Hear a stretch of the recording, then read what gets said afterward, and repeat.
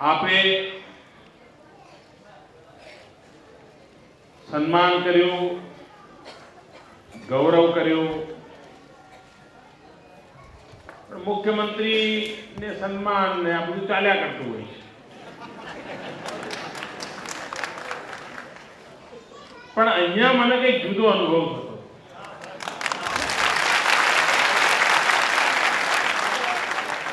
જાણે પ્રેમનું ઘોડાપુર આવ્યું હોય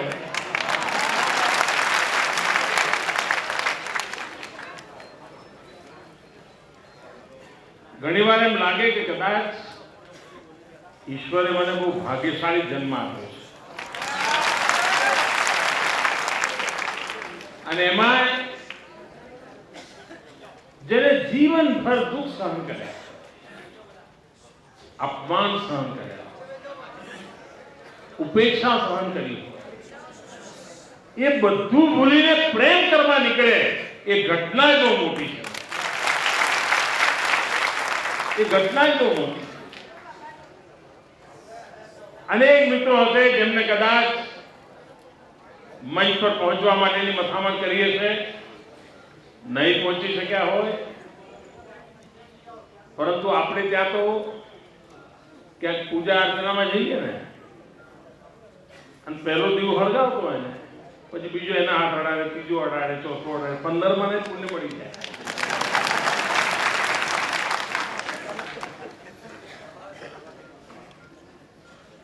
એમ અહીં જેમને સ્પર્શ કરવાનો મને અવસર મળ્યો છે એટલે તમારા આશીર્વાદ મને ઓટોમેટિક મળી જ ગયા.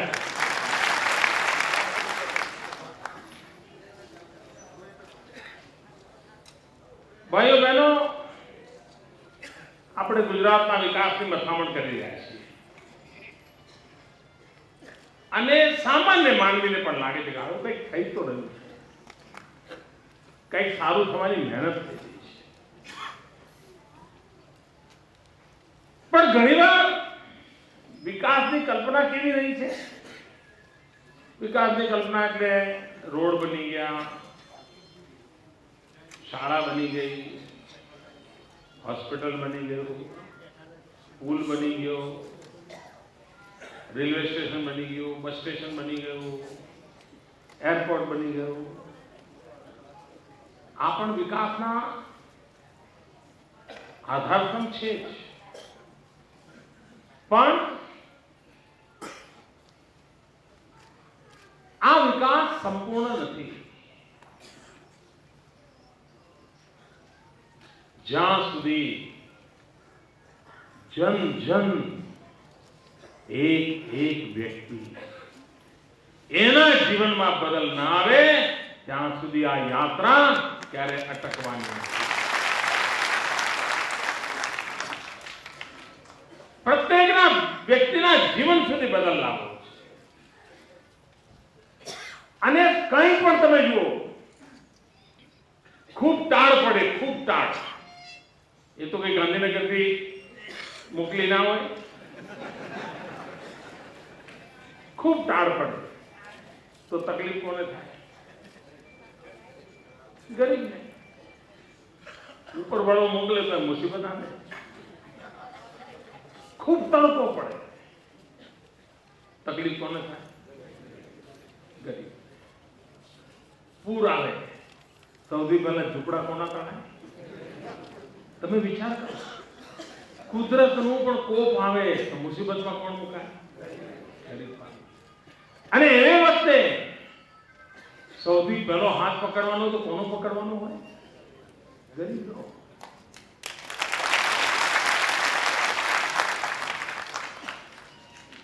અને તેથી મિત્રો, આ સરકારને તમે જો બરાબર ધ્યાનથી જોઈએ, છાપાથી નહીં, છાપાની નજરે નહીં, અમારા વિરોધીઓની નજરે નહીં, તમે તમારી રીતે જોઈએ હશે તો તમને અનુભવ આવશે કે આ સરકારે બધા જ કામો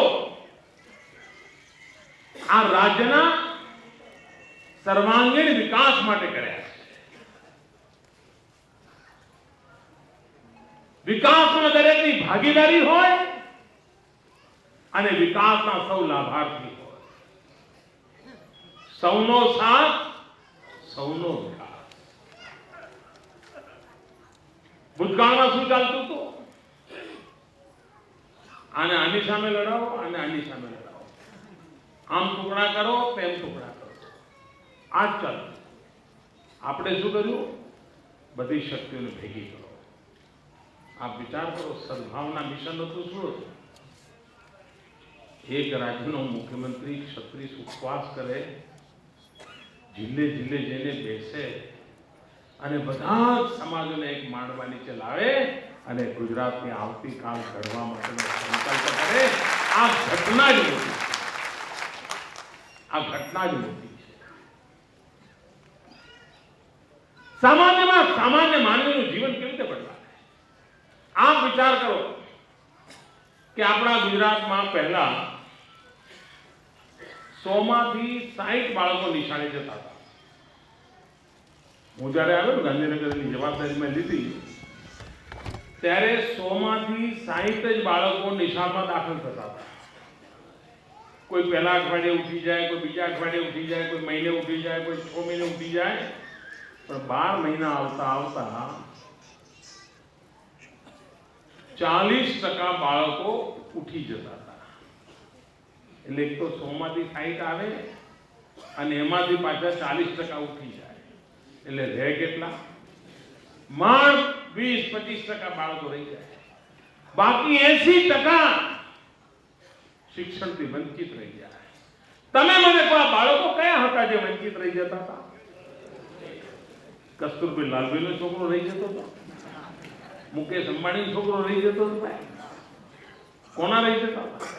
અહીં બેઠેલા મારા ગરીબ પરિવારના બાળકો.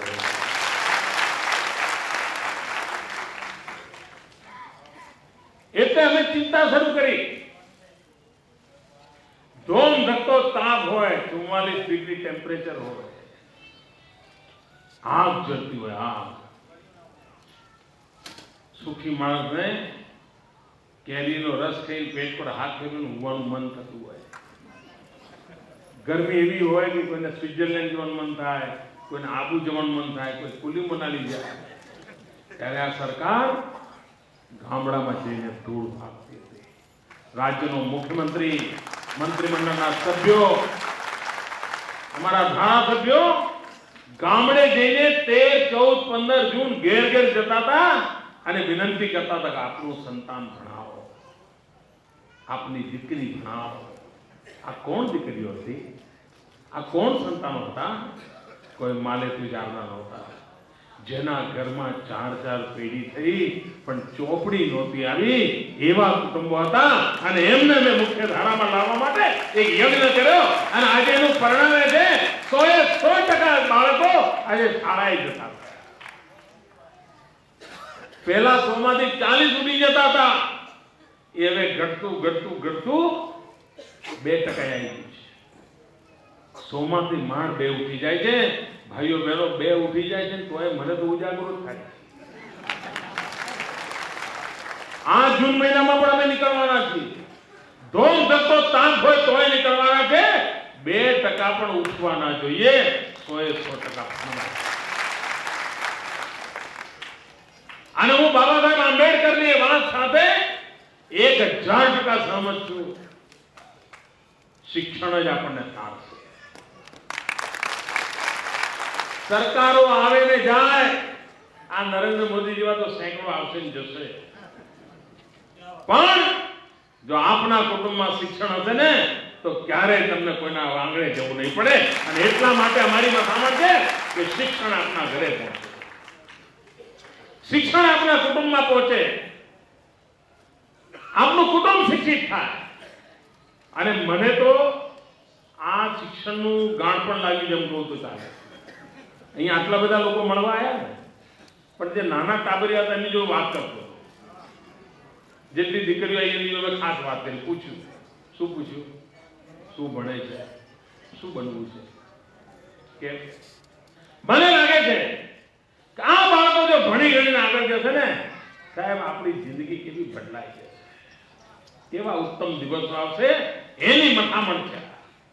અને તમે પણ જોયું હશે તમારી આજુબાજુ જે કુટુંબમાં એકાદ બી દીકરો ભણીને આગળ ગયો હશે, એક કુટુંબનો બદલ તમે જોયો જ હશે.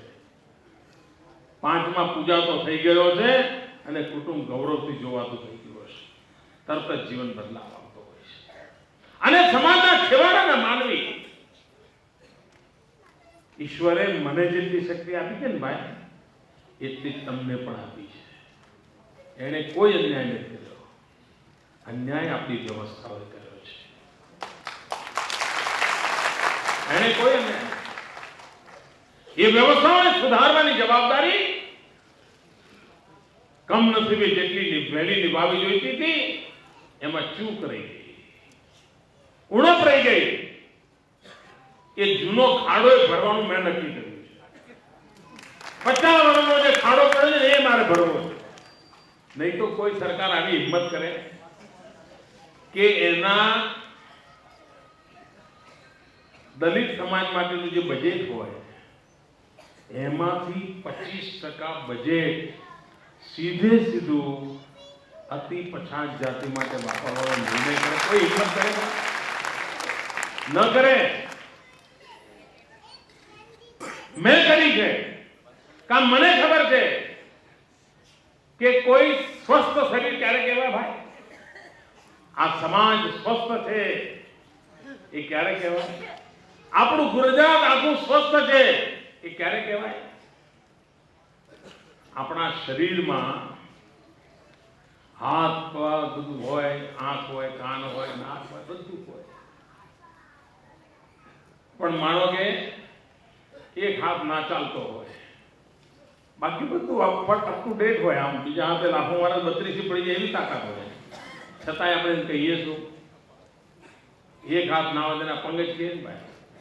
બાકી બધું પરફેક્ટ હોય તો પણ એ શરીર સ્વસ્થ ન ગણાય. શરીર તો સ્વસ્થ જ્યારે થાય એના બધા જ અંગો સ્વસ્થ હોય. મારા ગુજરાતના સમાજનું એક પણ અંગ છે જ નબળું હોય તો મારું ગુજરાત નબળું હોય. આ મારું ગુજરાત નબળું હોય. અને તેથી જ્યાં જ્યાં નબળાઈ હોય, જ્યાં જ્યાં ઉણપ હોય, જ્યાં જ્યાં ઓછપ હોય એને પૂર્તિ કરવી એ આ સરકારની પ્રાથમિકતા છે. અને એના માટે મેં મથામણ આપી. ભાઈઓ બહેનો, તમારામાંથી ઘણાએ મારું એક પુસ્તક વાંચ્યું હશે, સામાજિક સમરસતા. આ મારા હૃદયને સ્પર્શી ગયેલો વિષય છે. અને મને કોઈ પણ કામ કરવું એનો વિચાર આવે ત્યારે આ વિચાર આવતો હોય છે સમાજની એકતા અને સમાજમાં સૌનો સમાન વિકાસ કેવી રીતે, સૌને સમાન અવસર કેવી રીતે મળે એના માટેની મથામણ હોય છે. અને સરકાર કેવી રીતે બદલ લાવતી હોય છે. તમે હમણાં ગયા 2 વર્ષના ગુજરાત સરકારના જય જયકારની કેટલી ઘટનાઓ સાંભળો તમે? જય જયકારની જેટલી પણ ઘટનાઓ, એનું નેતૃત્વ કોની પાસે છે? ગુજરાત સરકારના જય જયકારનું તમે જેટલું સાંભળ્યું એનું નેતૃત્વ કોની પાસે છે? અમે સ્વર્ણિમ જયંતિ અવસર કર્યો હશે, અમે ખેલ મહાકુંભ કર્યો હશે, અમે વાંચે ગુજરાત કર્યું હશે. કોના હાથમાં? વાંચે ગુજરાત કરો તો રમણભાઈ વોરા, ખેલ મહાકુંભ તો ફકીરભાઈ વાંચેલા. આખી સરકારમાં જય જયકારની બધી 2 ઘટનાઓ બધી 2 દલિત મારા સાથીઓના કંધા ઉપર રહી છે. મિત્રો, આ અમારી માનસિકતા. અને કેવી રીતે કરતા હોય છે જે લોકોએ ગ્રીનિચ બુક ઓફ વર્લ્ડ રેકોર્ડમાં અમારો નોંધાયું કે અમારો જે સ્વર્ણિમ જયંતિનો સમારોહ હતો ગ્રીનિચ બુક ઓફ વર્લ્ડ. કારણ શું? એમાં જે કામ કરનાર કલાકારો હતા કોને બોલાયા? રાવણ હસ્તો વગાડવા વાળા. તો પૂછે નહીં, અમે એમને પૂછીએ. ગરીબ ઝુંપડપટ્ટીના બાળકો, એમને ટ્રેનિંગ આપી, એમનો આત્મવિશ્વાસ વધાર્યો, એમના પરફોર્મન્સની ચિંતા કરી. તો સમાજ જીવનને કેવી રીતે બદલી શકાય છે આ મથામણ અમે આપી. સામાન્ય રીતે આપણા સમાજના બાળકો ભણે તો ક્યાં ભણે? અહીંયા જેટલા પણ બેઠા છે, બીજું ભણ્યા હોય, 5મું ભણ્યા હોય કે થોડું વધારે ભણ્યા હોય, એમના છોકરા ભણતા હોય, આ બધા સરકારી શાળામાં જ ભણ્યા છે. પાકે પાયું ને મારું પણ એવું જ છે બિહારી પકડેલું. આ મારો તમારો મેળ પડે છે એનું કારણ આ છે. કોઈ ફરક જ નથી ભાઈ, મારો ઉછેર એવો જ છે. આ સરકારી શાળામાં જે જડતા હોય બાળકો, એના મા બાપની સ્થિતિ કેવી હોય? સવાર સાંજ મજૂરી કરતા હોય, મા મજૂરી કરતી હોય, બાપ મજૂરી કરતો હોય, છોકરું માંદું હોય, સાજું હોય, કાંઈ ખબર ન પડે. અને કોક વાર માનો કે ઈશ્વર રૂઠ્યો અને દીકરો કો દીકરી પાછી જતી રહે તો શું કે ઈશ્વરને ગમ્યું એ ખરું, અમારા નસીબમાં દીકરો નહીં હોય, અન્ન જળ લખાયું એટલા વાર રહ્યો ગયો. બિચારાને ખબર જ ના હોય કે એને કોઈ બીમારી હતી, અને જો વહેલું ધ્યાન આપ્યું હોત તે બીમારીમાંથી મુક્ત થયો હોત અને છોકરો પાછો ના ગયો. ખબર જ ના હોય, ખબર જ ના હોય. કારણ કયા ડોક્ટરને ત્યાં જાય, પૈસા ક્યાંથી લાવે? ભાઈઓ બહેનો, આ સરકારે શું કામો પડી? આખા ગુજરાતની અંદર શાળા આરોગ્ય પરીક્ષણ કર્યું, શાળાના દરેક બાળકની આરોગ્યની તપાસ કરી અને એમાં ધ્યાનમાં આવ્યું 26,000 બાળકો એવા ધ્યાનમાં આવ્યા કે જેમને જન્મથી ગંભીર પ્રકારના રોગ હતા. કોઈને હાર્ટની બીમારી, કોઈને કિડનીની બીમારી, કોઈને કેન્સરની બીમારી. બિચારાને ખબર જ નહોતી. 26,000 બાળકોના ઓપરેશન અમે કરાયા, અને કેટલાક તો ઓપરેશન કરવા માટે એને મદ્રાસ મોકલવા પડ્યા, કોઈ બાળકોને બેંગ્લોર મોકલવા પડ્યા, મોટા ભાગના બાળકોને અમદાવાદની હોસ્પિટલમાં લાયા કર્યા. એક બાળક પાછળ 8 થી 15 લાખ રૂપિયાનો ખર્ચો થયો. 8 થી 15 લાખ. આ ગરીબ મા બાપ ક્યાંથી લાવે? આ સરકાર ગરીબને માટે છે. અને હું આજે જ્યાં પણ જાઉં કાર્યક્રમમાં તો ઓપરેશન થયો ને છોકરાને મળવા બોલાવતો, અને હસતા ખેલતા જોવું પણ આનંદ આવી જાય કે વાહ, આ છોકરું બચી ગયું. આ કામ આ સરકાર કરે છે. તમને આશ્ચર્ય થશે, 4 લાખ બાળકો એવા ધ્યાનમાં આવ્યા મારા. ઘણી વાર શું થાય, વાંચે નહીં એટલે બાપા થપ્પડ મારે, કેમ વાંચતો નથી? પેલો કે માથું તો હાઈ ગપ જુઠું બોલે ને પટ, એવું ચાલે ને? બાપ ના હોય તો માં મારે, સાહેબ મારે, બધું એવું ચાલે. પણ કોઈ પૂછે નહીં કે ભાઈ આ વાંચતો કેમ નથી, માથું દુખે છે એનું કારણ શું? કોઈ જુએ નહીં. અમે જોયું તો ખબર પડી કે 4 લાખ બાળકો એવા હતા જેના આંખે નંબર આવી ગયા હતા. તમે વાંચવાનું જોર લગાવો, માથું દુખે બેઠા, મા બાપ ઠોકે. અમે એને નંબર કરાવ્યા, 4 લાખ બાળકોને ચશ્મા આપ્યા. આજે બાળક ભણતું થઈ ગયું, વાંચતું. ગરીબના જીવનમાં બદલ લાવવો હોય, ઉપર ચોટિયા યોજનાઓથી નથી થતો. એની આખી પરિસ્થિતિનો અભ્યાસ કરવો પડતો હોય. આપ મને કહો, આપણે ત્યાં ઘર વિહોણું કોણ હોય ભાઈ? મકાન વિહોણું કોણ હોય? આ સમાજ. ઇવન ગામડામાં પણ પાણી ભરાયા હોય ગામડામાં, તો સૌથી પહેલા કોનું મોઢું પાણી જાય? આ બધું સાચું કહું છું ને? કેમ ભાઈ, એની ચિંતા નહીં કરવાની? પણ રચના જેવી કે ગામના સાવ છેવાડે ખાબોચિયા જેવી જગ્યા હોય ત્યાં ઝૂંપડા બનાવીને બિચારા પડ્યા રહેતા. અમે નક્કી કર્યું કે ગરીબીની રેખા નીચે જીવનારા 0 થી 16 સુધીના જેટલા કુટુંબો છે, આ બધાને જમીનનો પ્લોટ આપીશું, એ બધાને મકાન બનાવી આપીશું, અને એ કામ મારી સરકારે પૂરું કર્યું. હવે અમે અભિયાન ઉપાડ્યું છે 17 થી 20 વાળા. આ એકાદ વર્ષની અંદર એ કામ બી કરવું છે મારે. એકવાર ગરીબ પરિવાર જો એને છાપરું હશે, ઘર હશે, તો એને જીવનમાં બીજું કરવાની ઈચ્છા છે.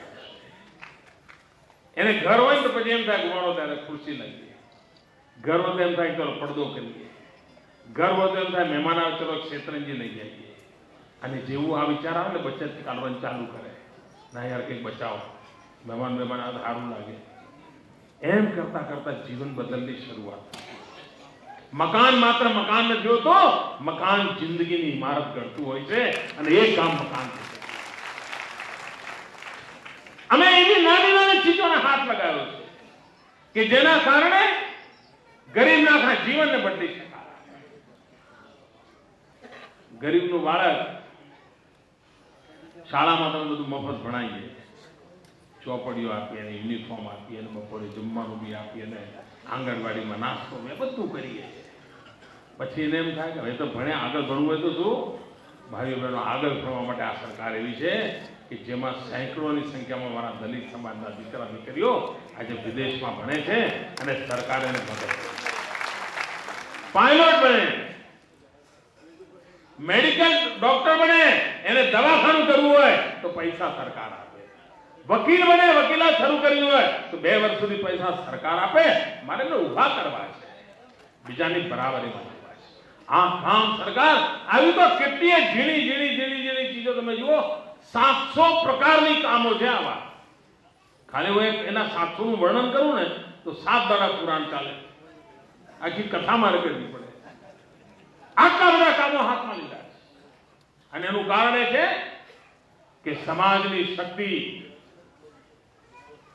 સર્વાંગીણ વિકાસના આધારે મારું ગુજરાત કોઈ પણ ખૂણામાં નબળું ના હોય, કોઈ વર્ગમાં નબળું ના હોય, એના માટેનું કામ ચાલે. આજે પૂનમભાઈના નેતૃત્વમાં હાથી પછાત જાતિના વિકાસના માટેનું મેં અભિયાન ઉપાડ્યું. એને નિગમ બનાવ્યું, પણ ત્યાં અટકવાનું નથી મારે ભાઈ. આ બધા નિગમોમાં 1 નંબરનું નિગમ કેમ બને મારે જોવાનું. દરેકને લાગે કે ભાઈ આ મારી જગ્યા છે, ચલો હું ત્યાં જઈશ, જરૂર મને કઈ સાથ સહકાર મળશે, રસ્તો નીકળશે. આ મારે કરવું છે. અને ભાઈઓ બહેનો, બદલામાં કશું જ જોઈતું નથી.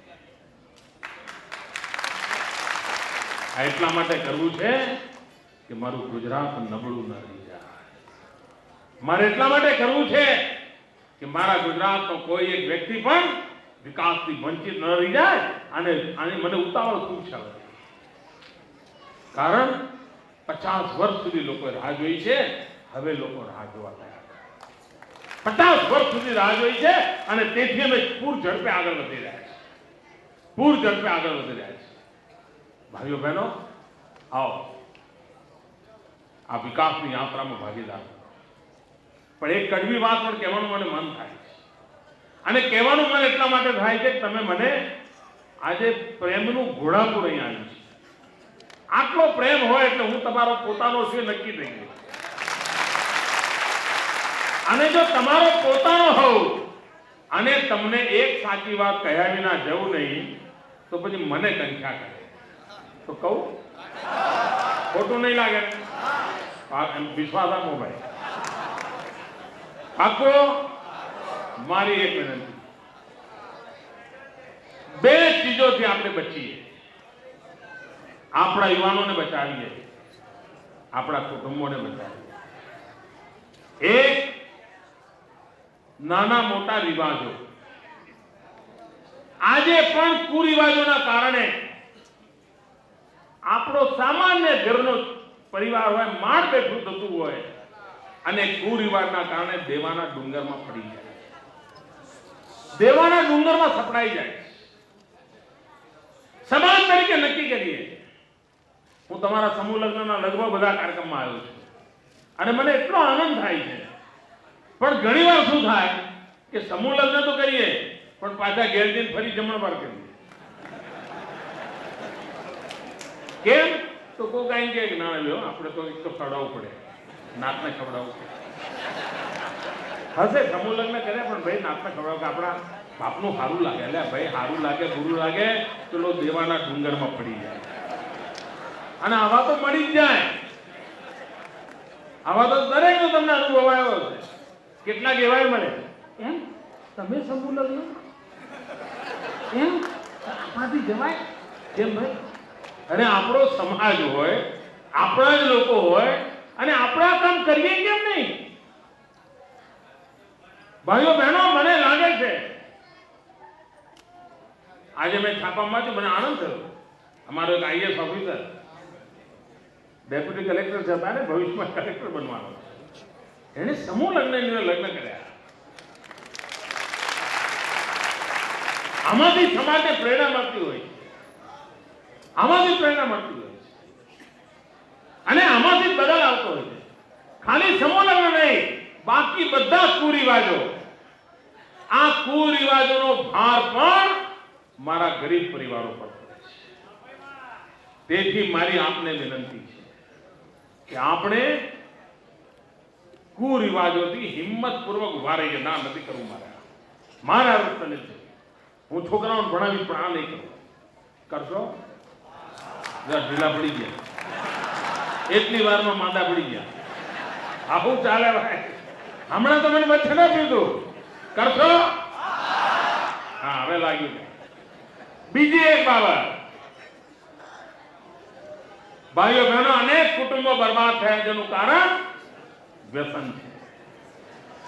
વ્યસને આપણા કુટુંબોને બરબાદ કર્યા.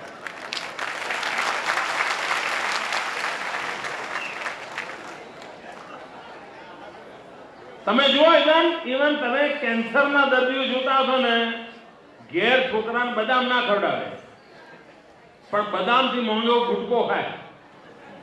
તમે આ ગુટકોનો પૈસાનો હિસાબ લગાવો ને તો બદામ કરતા મોંઘું હોય છે. ગુટકાનો તમે હિસાબ લગાવો તો એમાં જે મટીરિયલ હોય છે, રૂપિયા હોય છે, એ લગભગ 1500 રૂપિયા કિલો પડે. આખો સરવાળો મારો બધા ગુટકા ભેગા કિલો વજન કરો ને તો 1500 રૂપિયા કિલો પડે. તમને કોઈ કહ્યું હોય કે 50 રૂપિયા કિલો બદામ ખાવ તો ના ખાય, પણ 1500 રૂપિયા કિલો ગુટકો ખાય. અને ગુટકો ખાઈને ઘેર કેન્સર લાવે. અનેક વ્યસનો. અને એક સારું કુટુંબ હોય, 10 વર્ષ મહેનત કરીને માંડ ગોઠવાઈ ગયું હોય, અને એક આવી બીમારી આવી જાય, સાહેબ, આખું કુટુંબ ખતમ થઈ જાય. અને મેં એવા કુટુંબોને ખતમ થતા જોયા છે. મનમાં દર્દ થાય કે આ ભર્યું વાતનું કુટુંબ, એને બિચારો માંડ કરીને ઉભો થયો હતો, અને આ ઘરમાં એક માંદગી આવી, આ દેવાના ડુંગરમાં સપડાય. આ પીડામાંથી આ બજેટમાં એક યોજના લાવ્યો છું, મુખ્યમંત્રી અમૃતમ યોજના. એનું ટૂંકમાં થાય માં. અને માં જેવી યોજના છે. આ સરકાર માની જેમ કામ કરે ને એવી યોજના છે. યોજના શું છે? આ ગરીબ પરિવારને કેન્સર જેવી બીમારી આવે, હાર્ટ એટેકની બીમારી આવે, કિડની જેવી બીમારી આવે, ગંભીર માંદગી આવે, તો 2 લાખ રૂપિયા સુધી ખર્ચો મારી સરકાર. આ તો હું કરીશ, પણ ના આવે એના માટે તમારે કરવું પડે. આવે પછી મારી જવાબદારી લો. પણ એવું તો નહીં હવે મોદી સાહેબ જે આવવા દો, ઘેર મોડતો ના ભરાય, વેલકમ એવું મોડતો ના ભરાય કે દરેક બીમારીનું મારા ઘરમાં સ્વાગત છે, પધારો. કેમ? મોદી સાહેબ માથે લીધું છે. એવું ના હોય. બીમારી પૈસા બગાડે જ નહીં, આખું કુટુંબ તબાહ કરી નાખે. અને વ્યસન એ જ એને બધું નોતરું આપે છે. અહીંયા બધી બહેનો જ્યારે મેં કહ્યું વ્યસનથી મુક્તિ થાય, બધી બહેનો એટલી ખુશ થઈ ગઈ. આજ મને સૌથી વધારે આશીર્વાદ આના જ મળવાના. દરેક બહેન દુઃખી છે, કા દીકરો, કા પતિ, કા ભાઈ, ક્યાંક આવા રવાડે ચડી ગયો. આપણે સમાજમાં, અને તમે જોજો જેટલા સમાજો આગળ ગયા છે ને, એમાં એક કારણ વ્યસનથી બચેલા સમાજો છે. જે સમાજમાં વ્યસન ઘૂસ્યું એ સમાજ બચી નથી શકતો, એ કુટુંબ બચી નથી શકતું, એ વ્યક્તિ નથી બચી શકતો. અને આપણે જ્યારે આટલો બધો પ્રેમ આપ્યો છે તો મને પણ થયું કે આ ફૂલ આપે, આ માળાઓ આપે, આ ભેટ સોગાદ આપી એક ચીજ બીજી માગી લઉં. ને એટલે મેં માગ્યું છે કે આપ વ્યસનમાંથી મુક્ત થવાનો સંકલ્પ કરીને જજો, કુરિવાજોમાંથી મુક્ત થવાનો સંકલ્પ કરીને જજો. આપ જોજો, આપણા બધાના ગુજરાતને મહાન બનાવવાના સપના જોત જોતામાં પૂરા થઈ જશે. જોત જોતામાં પૂરા થઈ જશે. આ 50 વર્ષનો ગમે તેટલો ખાડો હોય ને, ભરી આપવાની જવાબદારી મારી. આપનો ખૂબ ખૂબ આભાર, ખૂબ ખૂબ શુભકામનાઓ. ધન્યવાદ.